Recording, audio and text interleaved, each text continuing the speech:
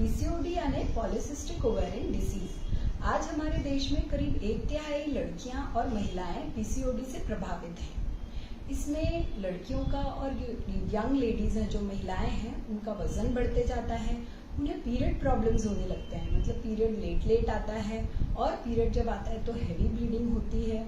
उसके अलावा उनको एक्सेसिव मेल हार्मोन्स हो जाते हैं, जिसके कारण चेहरे पे अननेसेसरी एक्सेसिव हेयर ग्रोथ मिलती है, अनवांछित बालों का मिलना होता है या फिर पिंपल्स का भी ज्यादा होना होता है।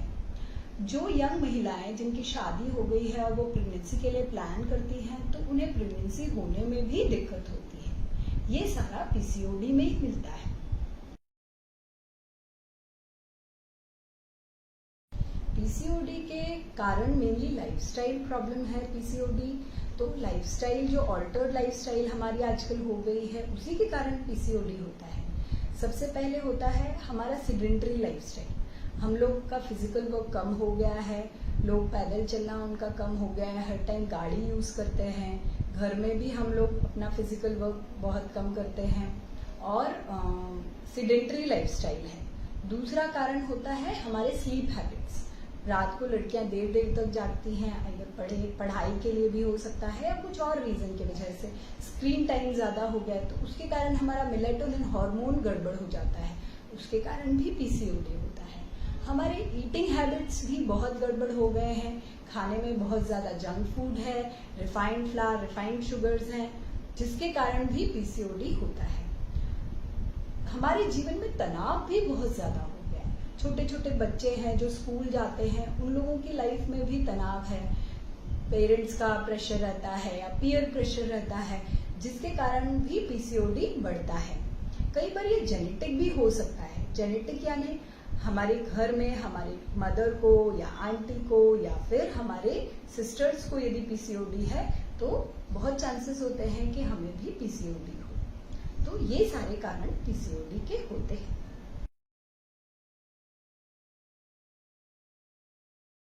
इसका ट्रीटमेंट है लाइफस्टाइल मॉडिफिकेशन, क्योंकि इसका कारण भी वही है।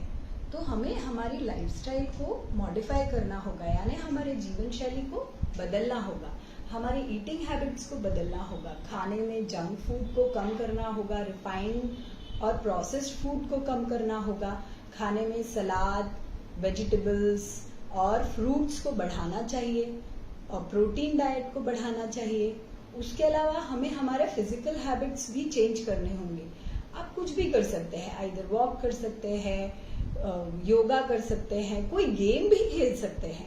जो बच्चियां हैं स्पेशली उनके लिए, they can join some games, या अपने घर में ही अपने आसपास बच्चों के साथ गेम्स खेलें, थोड़ा पसीना बहाएं और फिजिकल हम हमारे घर के काम भी कर सकते हैं।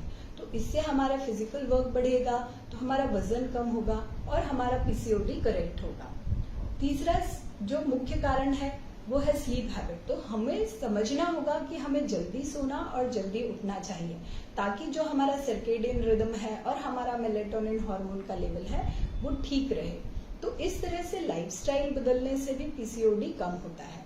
हमारे जीवन में स्ट्रेस बहुत ज्यादा है, उस स्ट्रेस को कम करने के लिए आप कुछ भी कर सकते हैं, जैसे मेडिटेशन कर सकते हैं या फिर आपको जो अच्छा लगता है, कोई आपकी हैबिट हो, रीडिंग, म्यूजिक या फिर पेंटिंग, तो आप उसको अपनाएं और खुश रहें। तो खुश रहना बहुत जरूरी है।